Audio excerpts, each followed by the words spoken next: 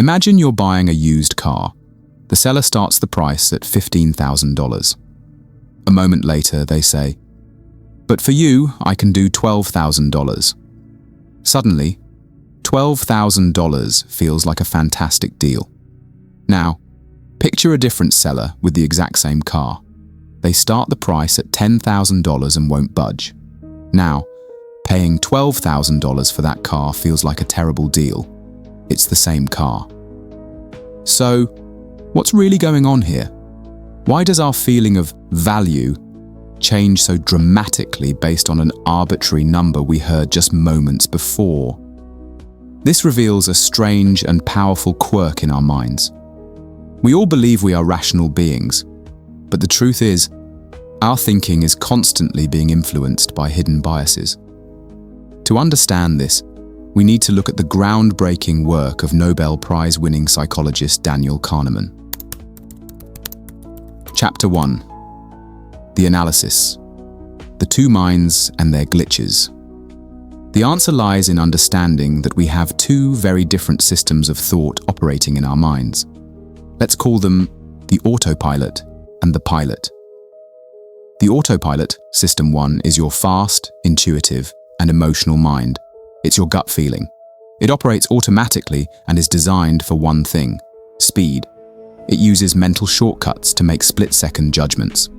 The pilot, System 2, is your slow, deliberate, and logical mind. It's the one you use for complex problems and deep thought. It is incredibly powerful, but it is also lazy and requires a lot of energy to engage.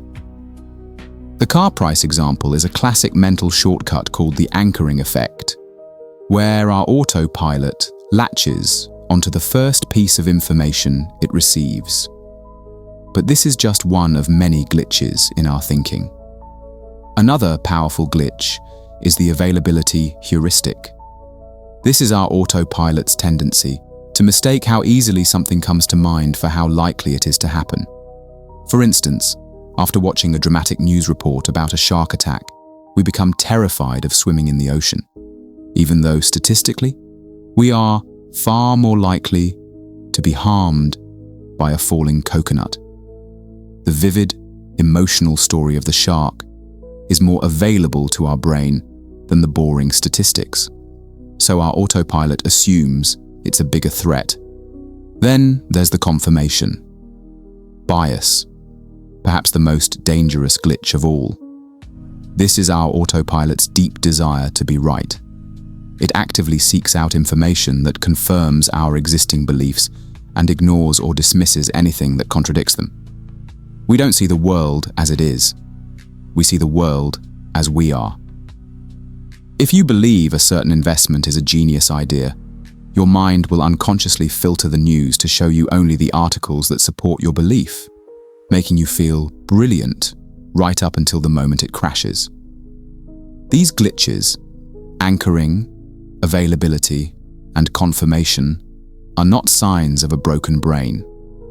They are features of an ancient operating system designed for survival, not for navigating the complexities of the modern world. Chapter 2. The Philosophical Toolkit. Ancient defenses for a modern mind.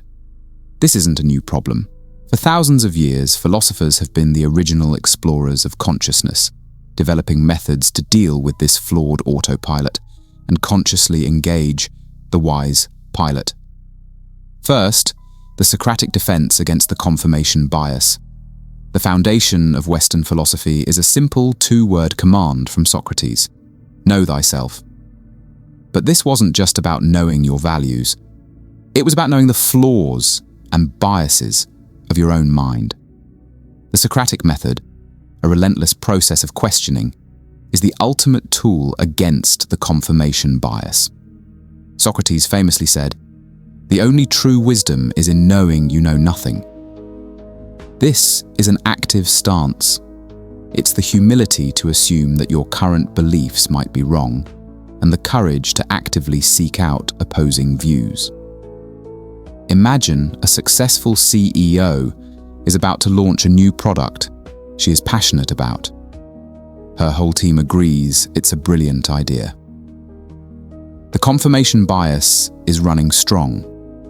But, practicing the Socratic method, she actively seeks out a devil's advocate.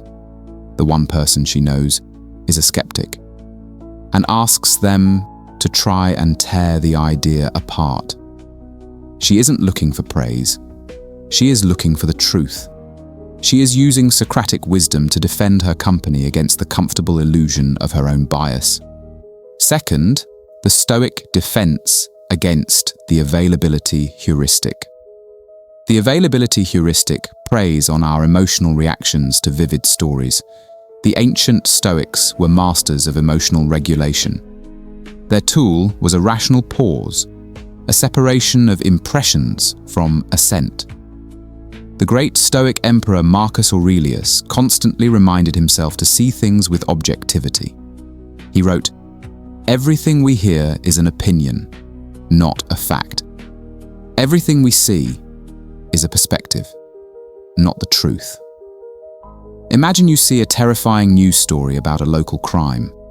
The availability heuristic floods your autopilot with fear. You start to see your safe neighborhood as a dangerous place. The Stoic practice is to pause.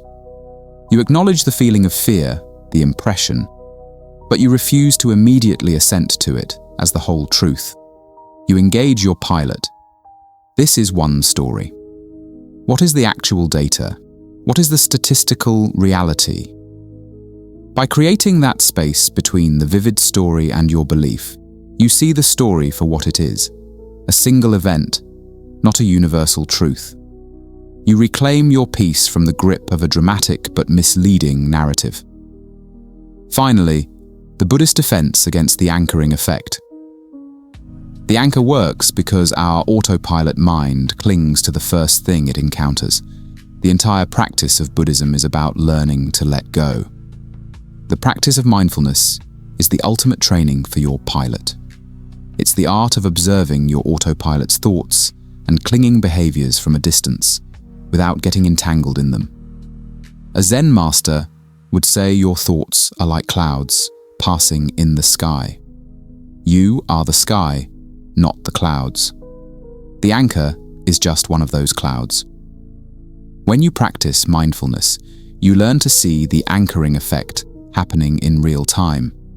You'll be in that car negotiation, and you'll notice the thought, "Wow, $12,000 feels like a great deal compared to $15,000.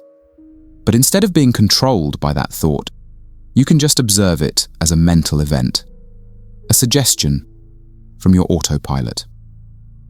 This awareness gives you the freedom to let that cloud pass and to engage your pilot to make a decision based on the car's real value, not on an arbitrary anchor. Chapter 3. 3 practices for wiser choices. So how do we integrate this into our daily lives? Here are 3 powerful practices to help you think smarter, starting today. Conduct a pre-mortem. This is a brilliantly counterintuitive technique that directly fights our natural optimism and confirmation bias. Before starting any major project, get your team together and imagine it is 1 year in the future. The project has failed completely and catastrophically. Now, spend 15 minutes writing down every single plausible reason why it failed. This exercise forces your lazy pilot to actively search for threats and weaknesses in your plan before they happen, allowing you to prepare for them, rather than being blindsided by your own autopilot's rosy predictions.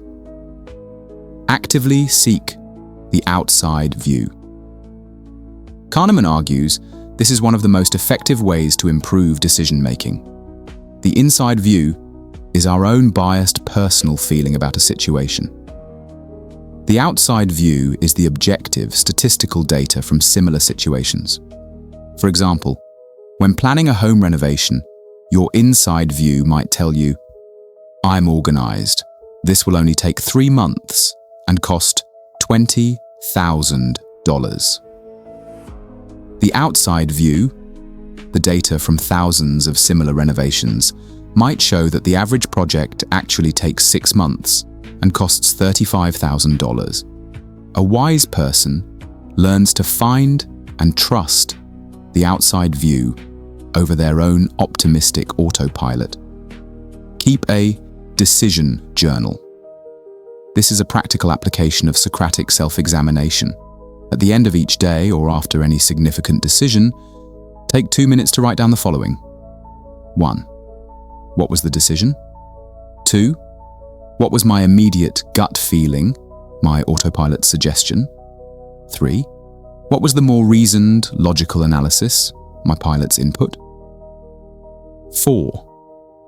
What did I ultimately decide and why? This simple habit trains your awareness. It makes you a conscious observer of your own mental processes, and over time, it will dramatically improve the quality of your choices. The wise captain. You are not a perfectly rational machine. You are a feeling, intuitive human being, guided by a powerful mental autopilot that was designed for an ancient world. True wisdom is not about eliminating this autopilot. It is about understanding its patterns, appreciating its strengths, and knowing when to gently ask it to step aside. It is about having the courage and the discipline to engage your inner pilot, especially when the decision truly matters. By understanding the two systems that drive you, you move from being a passive passenger, driven by the hidden currents of your own mind, to becoming the conscious, wise, and thoughtful captain of your own life.